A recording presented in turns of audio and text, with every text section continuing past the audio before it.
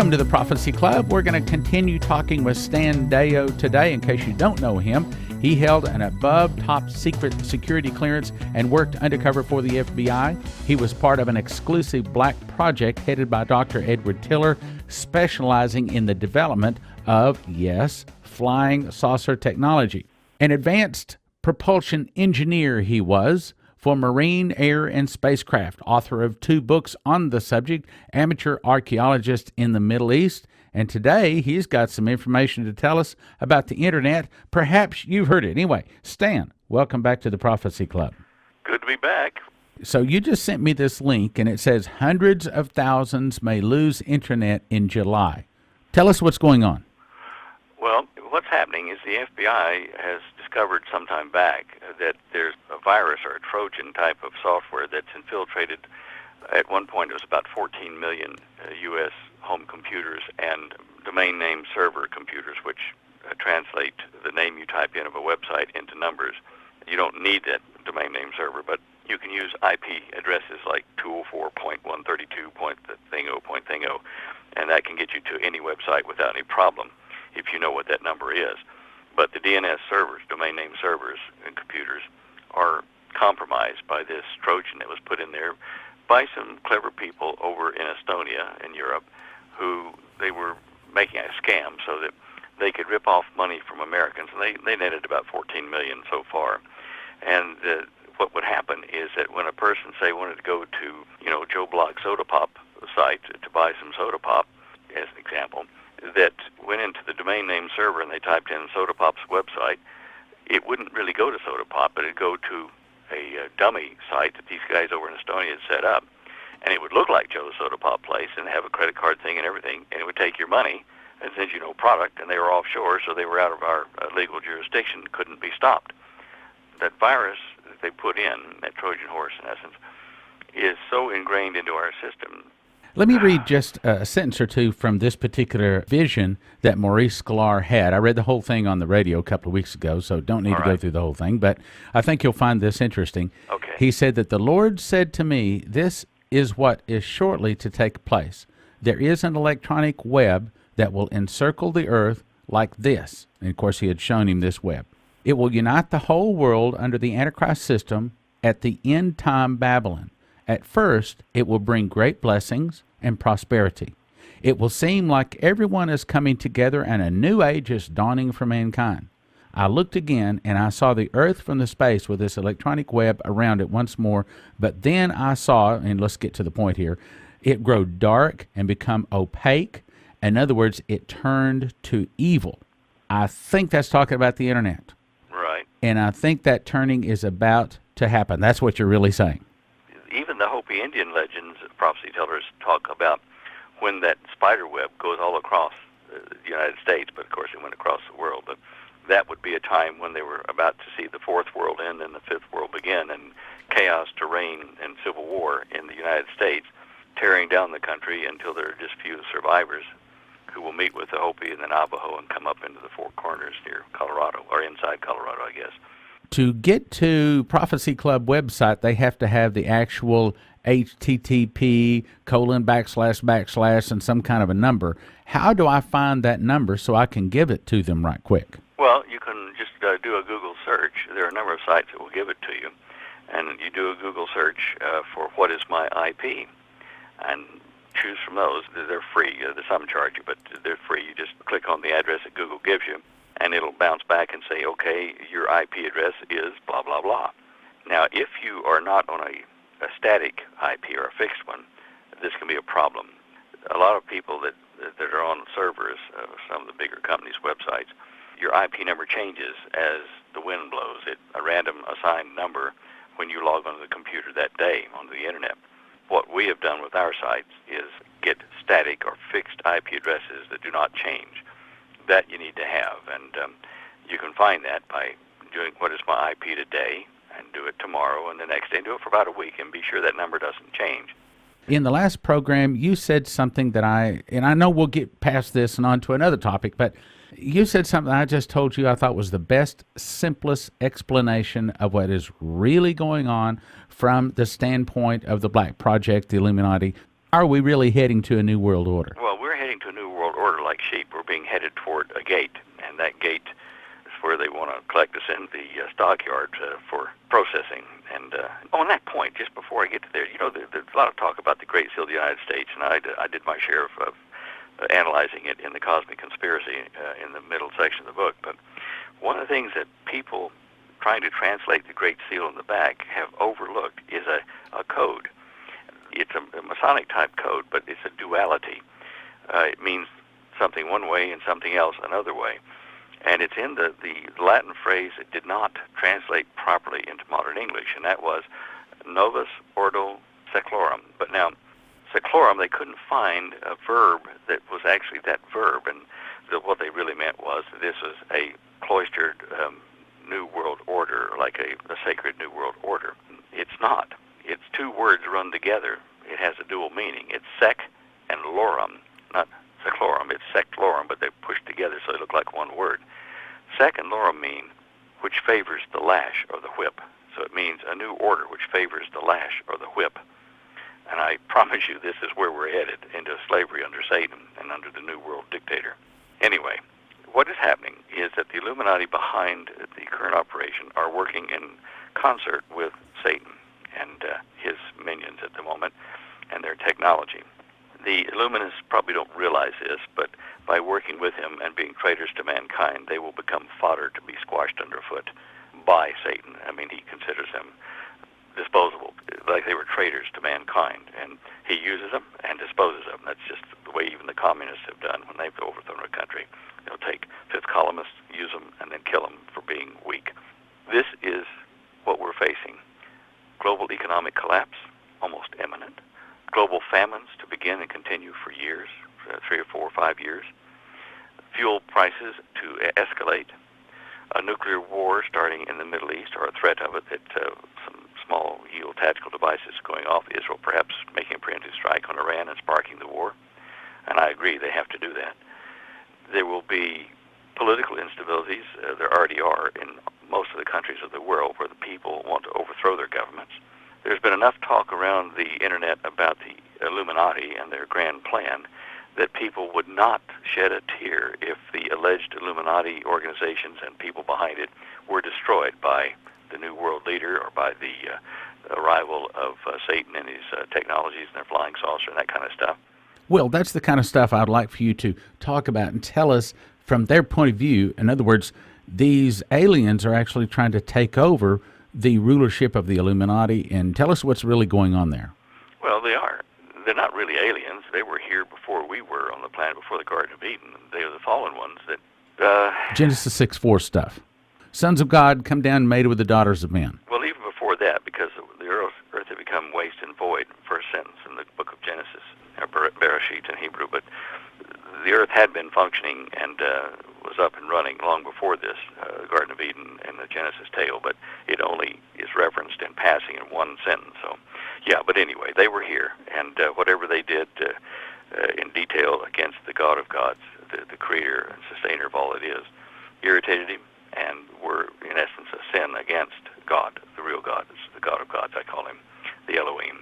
Because of that, we are involved in a turf war, an ownership war of the planet Earth and its people between Satan and between the God of gods against whom we rebel. So he's used the Illuminati to build an infrastructure, manufacturing complexes underground and tunnels and various bases underwater, so that they could, the satanic forces could build technology they need in the war against the Messiah when he comes to claim the earth, the rightful heir to the throne. This started in the early 50s, and in agreement with the Illuminati to exchange certain technologies in exchange for favors and developing these bases and being able to do genetic experiments on humans and livestock. The ruse that is occurring is that we think that the alleged reports of gray critters, short and tall, abducting people and doing experiments on them, genetic and otherwise, and generally being bad characters to mankind, those are going to be the bad aliens that we're sold. When the governments of the world finally say, yes, we know about them, they've been here, we've been holding it back to avoid panic, we don't know what to do about these critters, we can't stop them. And then Satan's guys that look like us, they're human, with slightly different skin, a little bit iridescent in the sunlight, and they're basically healthier and taller than we are. Nice-looking folks. They will come and, just like the movie V, The Visitors, they will come and get rid of the bad aliens here, the Greys, and help us, and help us to feed people, and help us to have medicine that will cure cancer and all kinds of stuff, and give us technology that we can have power in our homes without having oil to combust and generate it, without having nuclear power. They will do this in exchange for us being loyal members of the New World Order and bearing the mark or the numbers so that we have an ID. That way, if we misbehave, our power can be shut off, our bank accounts can be shut off, and we are kind of doomed to die outside civilization if we don't have that number and we don't give our support to the New World Order. This is a great deception that is afoot now, and in the movies and in documentaries on History Channel and places like that on TV, people are being prepped for alien invasion, but a friendly one, to take care of the bad dudes that are here. And I can see it being put into subtle lines and visuals on these programs because I watch them, seeing what they're doing to get people misled into following the quote-unquote good guys that are really Satan and his followers. Where are they going with all of this? What's the end game? The end game is, for Satan anyway, to control the earth and its resources, and to use the resources to fight Yeshua, Jesus, when he comes back, to depose Satan, who is really the bad guy in all this. That's the end game of Satan. Okay, now, since you know about anti-gravity and propulsion, I would be amiss if I didn't ask you this question. Okay, so how do the flying saucers fly at unbelievable speeds, turn on a dime, do a U-turn, fly through space, go from planet to planet? Explain that propulsion. There are several types of craft. In the early days, the man-made experiments were like the ones I was designing, with charged air that circulated up through slot like a cup over the top of a saucer and out ahead of the craft and then back around to the back in a kind of breaststroke, like a smoke ring surrounding the craft. And this would spin up and give them incredible speeds. But at those speeds, without anti-gravity at that point, it made it very difficult to make turns without breaking things and crew inside the craft as it tried to turn at several thousand miles an hour. And anyone's ever been in a fighter jet or some of the more modern supersonic jets. We'll be right back after this message. Hello, brothers and sisters. I don't think in almost 20 years of radio I have ever done this, but we just got hit with lightning, and it has knocked out several computers. It has knocked out our server, our backup, our phone system, our switches for our network, and we are running in circles for two reasons. One is we're trying to get everything up and running, and that's the reason I'll let you know. If you're calling our office and you could not reach us, we hope by the time you hear this that it will all be repaired. However, there's a lot of expenses, and if Prophecy Club has blessed you, and if you can find any way clear to help us at this time with these additional surprise drastic expenses, we would really, really appreciate it.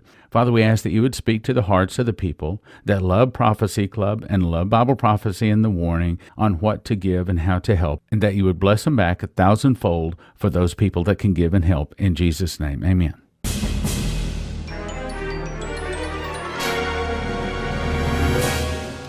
Is it possible that an ancient harbinger holds the secret of America's future? That this mystery lies behind everything from 9/11 to the collapse of the global economy? Are the ancient harbingers of judgment now manifesting in America? Is God sending America a prophetic warning of what is to come? Before its destruction as a nation, ancient Israel received 9 harbingers, prophetic omens of warning. The same 9 harbingers now appear to be manifesting in America with immediate ramifications for end-time Bible prophecy. Hidden in an ancient biblical prophecy from Isaiah, the mysteries revealed in the harbinger are so precise that they foretold recent American events down to the exact day. The revelations are so specific that even the most hardened skeptics find it hard to dismiss. It sounds like a plot out of a Hollywood thriller, but it's real. Topics are: what is a harbinger? What are the 9 harbingers? What did the harbingers bring to Israel? Have 9 harbingers hit America now? Was 9/11 America's first harbinger? Does Isaiah 9:10 prophesy the fall of America? Does the harbinger involve some of America's highest leaders? Does the Shemitah have a prophecy for America? Is there a harbinger, a prophetic warning hidden in America's consecration ground? How the harbinger fits into end-time Bible prophecy. Call the Prophecy Club. Ask for the harbinger, 785-266-1112. The harbinger, 785-266-1112. Call now.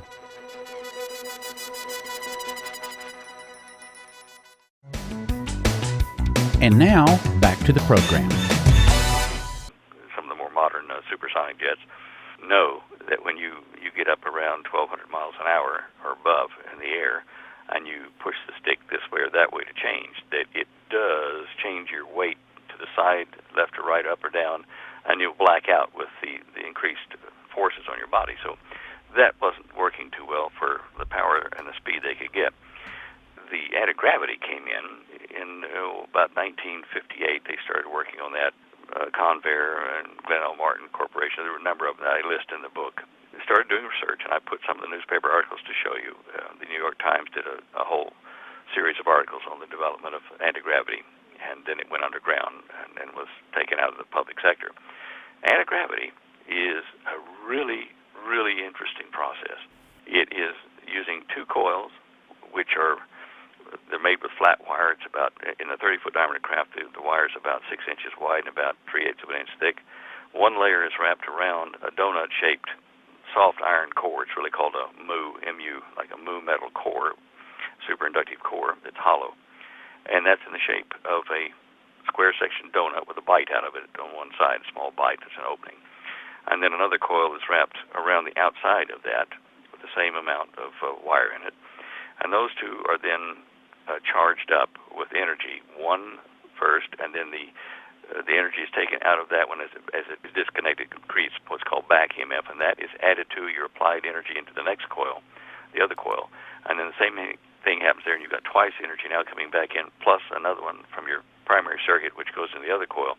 And so what it's doing is it's stacking up these spinning magnetic fields at right angles to each other to form a vortex in and around the craft, so that all the metal of the craft, all the material, all the crew, everything is in the field. It becomes a high voltage field with spin, and you have to have spin to create a gravitational field.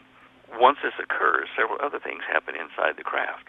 When you go to turn the corner at 15 to 20,000 miles an hour, you would think that it's going to slam you against the wall, but a gravity craft does not do that. What happens is, since you're charged up in the field, when you're getting ready to make a turn, your atoms are charged up even further.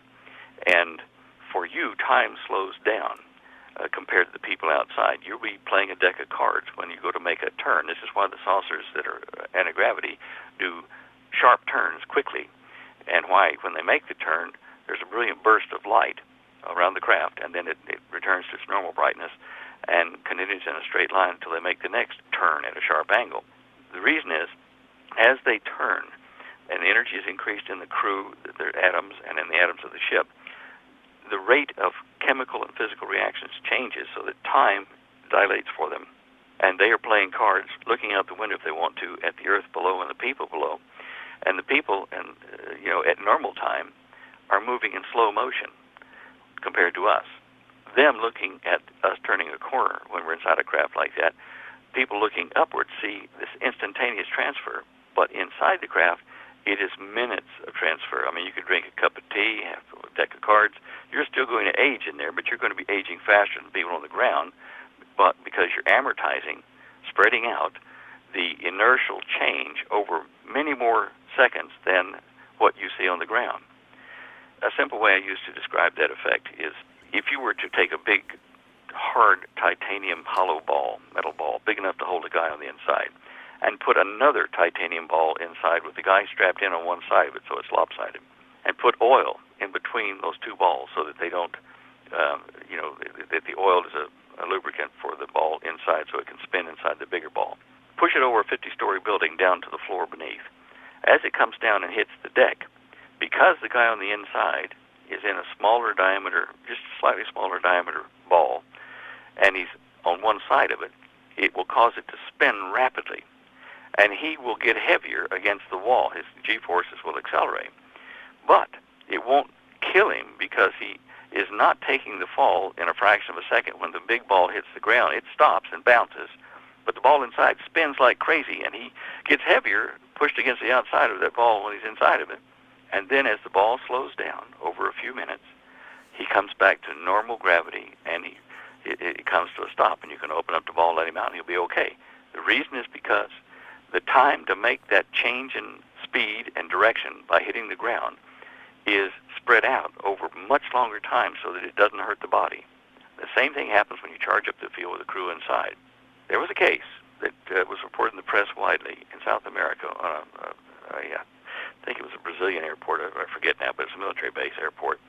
And there was a sergeant and his men who saw a UFO bright light come land out near the base in the woods. He takes his crew out to go look for it. They split up. They all get back together except for the sergeant. He's missing after 30 minutes or hour, however long they were searching.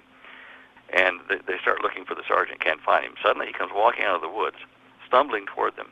Now Sergeant Garcia, at this point, who was clean-shaven when he went in to look for the flying saucer, comes out. He has a 5-day growth of beard on him.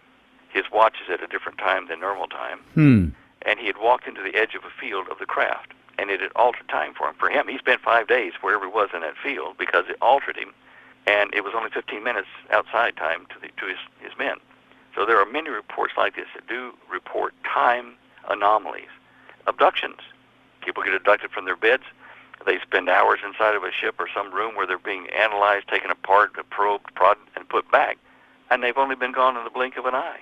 In my opinion, from what I understand, I'm asking if this is correct, apparently the Greys, these biological robots that abduct people, taking sperm from the men, ovum from the women, are actually doing genetic experiments, in my opinion, probably trying to make an Antichrist half-man, half-alien hybrid. Accurate or no?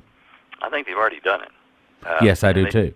And they may be doing it for another factor in that disembodied spirits might be able to have a fresh robotic body to use. I don't know if that's where that technology is heading, but certainly for Antichrist, I think they've already done it and got our candidate up and in position somewhere. Okay. Briefly, we're about out of time. Tell us about your book, Cosmic Conspiracy. Well, Cosmic Conspiracy, first 200 pages written in 1978, about the New World Order, about my own involvement with them in the technological development, and about the path to salvation on a technological or engineering basis. And then the last 100 pages have been added over the years, and the last one was put in 2010 for the final edition of the book, which told about this alien invasion and the great deception it's going to work on the world, and how that was written about in code in the book of Daniel. Very important thing to put out to people. That's the only reason I put it in that book, because people need to have the whole story from start to finish, plus what I found out in 2010.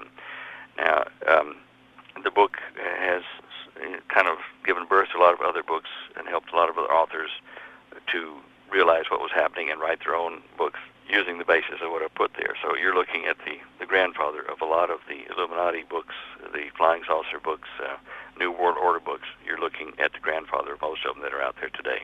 Where do you see us going in the next 2 to 5 years, the world? Into a new world order where cashless society, where people will be required to either have that new personal ID number or they won't be able to buy or sell worldwide. And that will cause a migration of anybody here that is a Christian or a Jewish Christian believer to leave their assets behind and, in essence, become gypsies trying to evade the New World Order, which will want to hunt them down and kill them.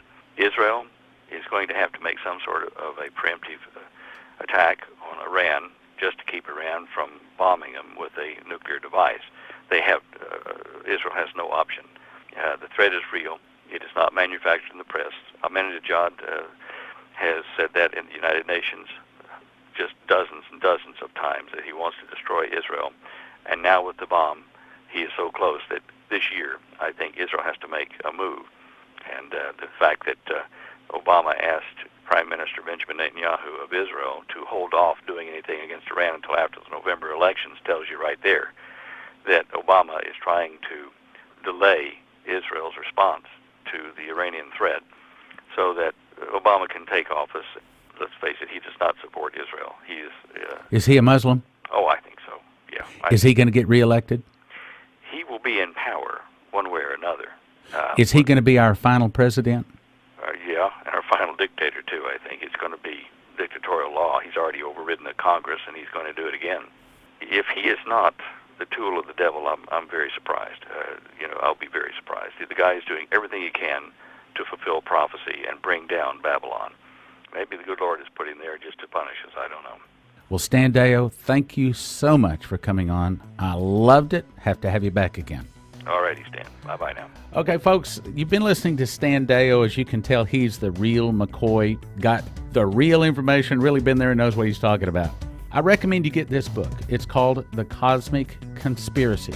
Call your Prophecy Club, 785-266-1112. 785-266-1112. Ask for The Cosmic Conspiracy. And from this book, you will be able to know a lot of the truth about what's going on. And I don't mean just UFOs. I'm talking about just in a lot of areas. It'll put a lot of things together for you. You'll be glad you got it. In the meantime, thank you very much for listening. And thank you for your prayers and your gifts of support. Now, from the Prophecy Club, some exciting opportunities for you. Part of Abraham's covenant was to give 10% back to God. When God told Jacob in his famous Jacob's Ladder dream that he was going to bless him, Jacob promised to give back to God 10% of what he was given. You see, Abraham and Jacob both gave back to God because they loved him.